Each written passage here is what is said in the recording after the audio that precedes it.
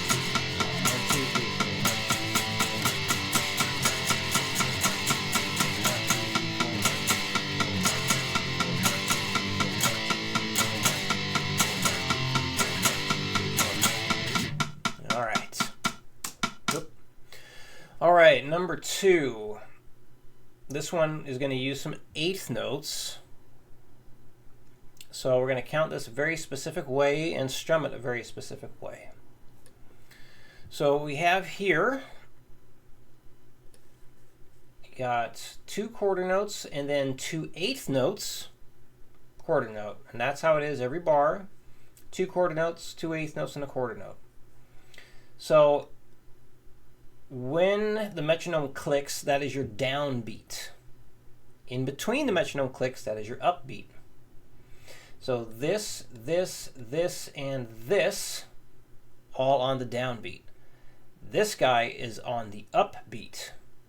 So what I want you to do is strum it like this. You're going to go down, down, down, up, down. So strum down on the downbeat, up on the upbeat. Down, down, down, up, down. And we're going to count it like this. 1, 2, 3, and 4. 1, 2, 3, and 4. Now this one, you're going to start at 60 and go up in 5s. This one we are just going to go up in 5s. Every time. Super important, go up in 5s. And then 10 to 15 minutes, get it as fast as you can. Only move on when you are confident that you played it 100% correct. And then, yeah, if you max out in less than 10 minutes, that's fine. You don't need to continue going on. You max out, you max out. But yeah, no more than 10 to 15 minutes. So after 10 minutes goes by, it's time to get one more good take and move on. Okay. So same deal here. I'm going to count out loud, or count out 4, and then from 60 to 120, remember, mandatory to count out loud. You got to do it. You got to do it. And then after 120, if it's too much of a pain in the butt, no worries. No need to do it there. But do it if you can. And tapping the foot, 1, 2, 3, and 4. 1, 2, 3, and 4. 1, 2, 3, and 4. 1, 2, 3, and 4. 1, 2, 3, and 4. 1. Oh my, I just realized this is, hold on a second. I need to get rid of that chord name. And I am not doubling up like I'm supposed to. Sorry. Hang on, I'm trying to correct the PDF real quick. There we go, yes. Close that. I'm cutting stuff out. All right, let's get it correct this time. 1, 2, 3, and 4. 1, 2, 3, and 4. 1, 2, 3, and 4. 1, 2, 3, and 4. 1, 2, 3, and 4. 1, 2, 3, and 4. 1, 2, 3, and 4. 1, 2, 3, and 4. 1, 2, 3, and 4. Done. 120.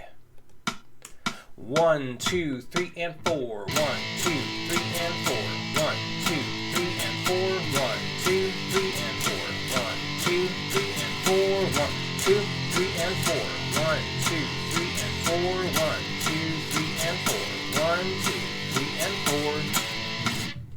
180. 1, 2, 1, 2, 3, 4.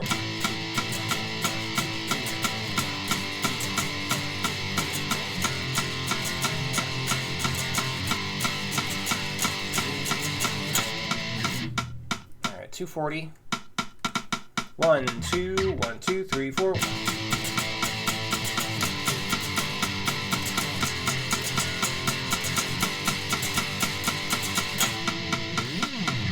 All right.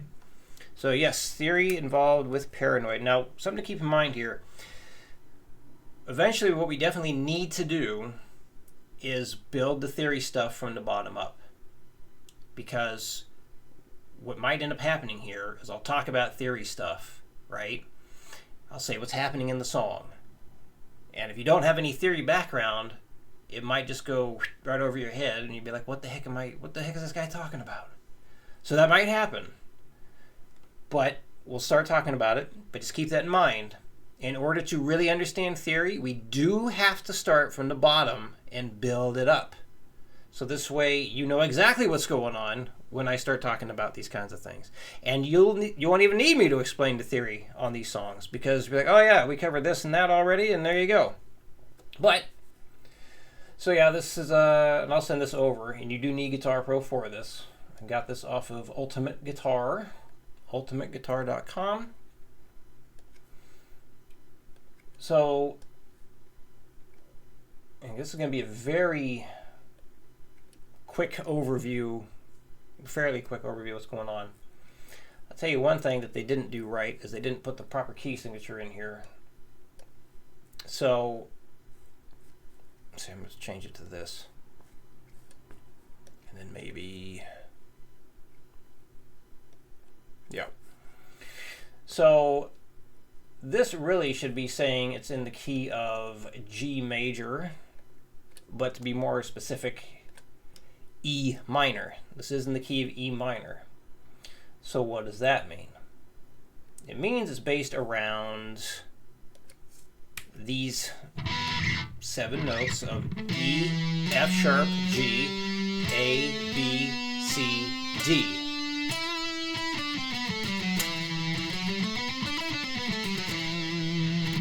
And then this opening riff,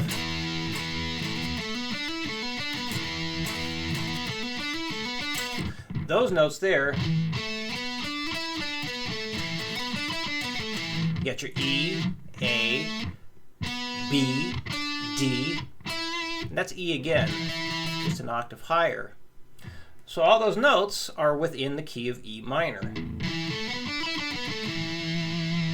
They're also within an E minor pentatonic, which is E, G, A, B, D.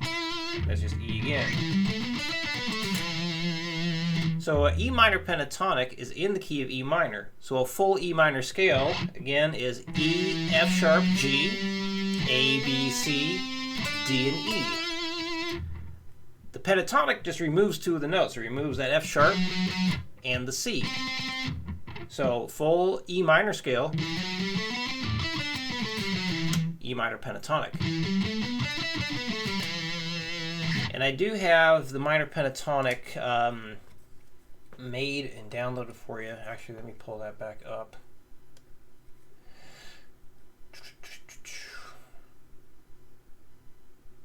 And this is basically what I'd like you to try to start this week, is memorize as many of these shapes as you can. Hold on. Open with Paint. There it is. And here we go.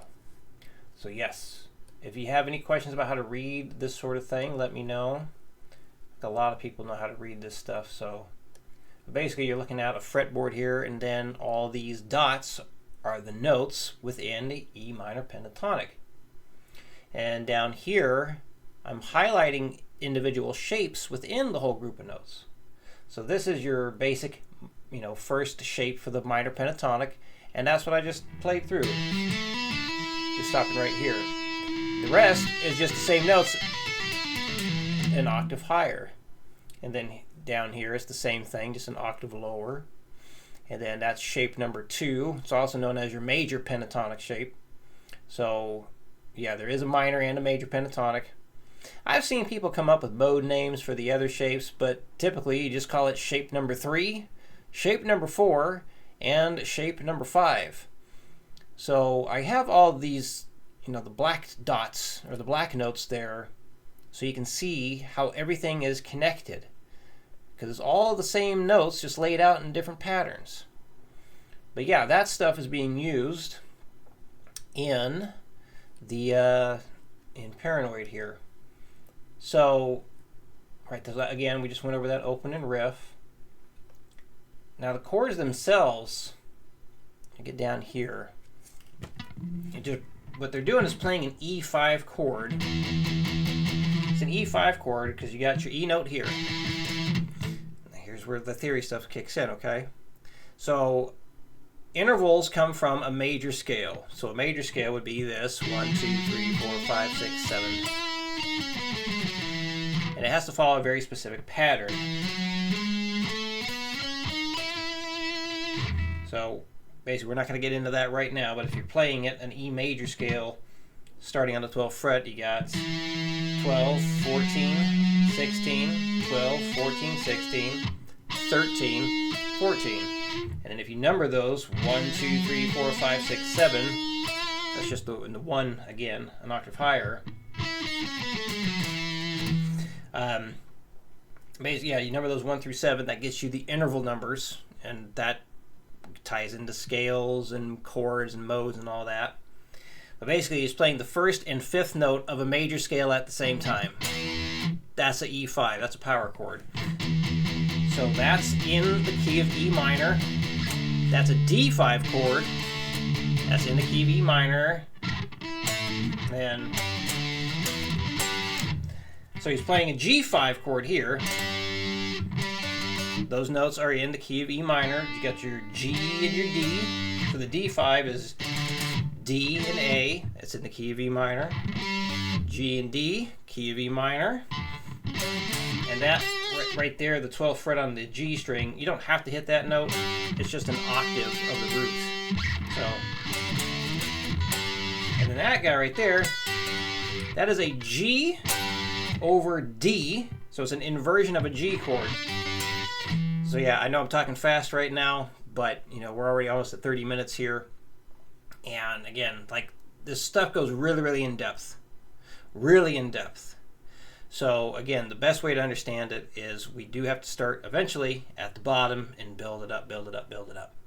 And yes, it's a lot of stuff to go over, but as we build it up and give you like a solid foundation and understanding of things, understanding all this stuff is going to be really easy because it's all universal, okay? So yeah, all that stuff is in the key of E minor. And then the little part they have marked interlude. So it goes down to a C5 chord, C and G, all in the key of E minor. That's basically the whole song, isn't it? I don't know why they have that chord there. That's just, I think that's a bit of a mistake. Yeah, during the guitar solo part, they're just playing that same riff over and over again. So let's say I loop this in Guitar Pro, and I mute the lead guitar in this.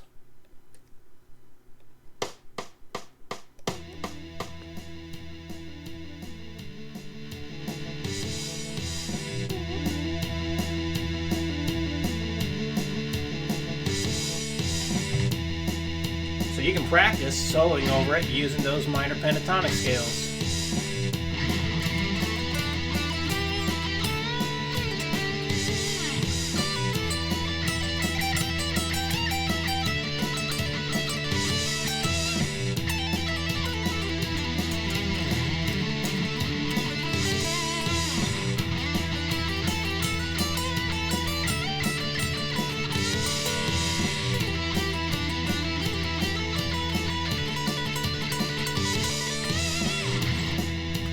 So, yeah, your theory homework is memorize as many of these minor pentatonics as you can. So all those shapes right there. So work on memorizing one at a time. So start with, start with the open E minor pentatonic shape first. So 0, 3, 0, 2, 0, 2, 0, 2, 0, 3, 0, 3, and back down. And then just go to the next shape once you got that down.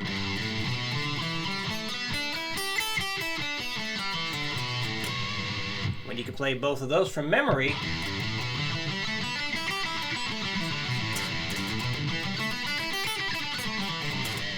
then start working on memorizing the third shape.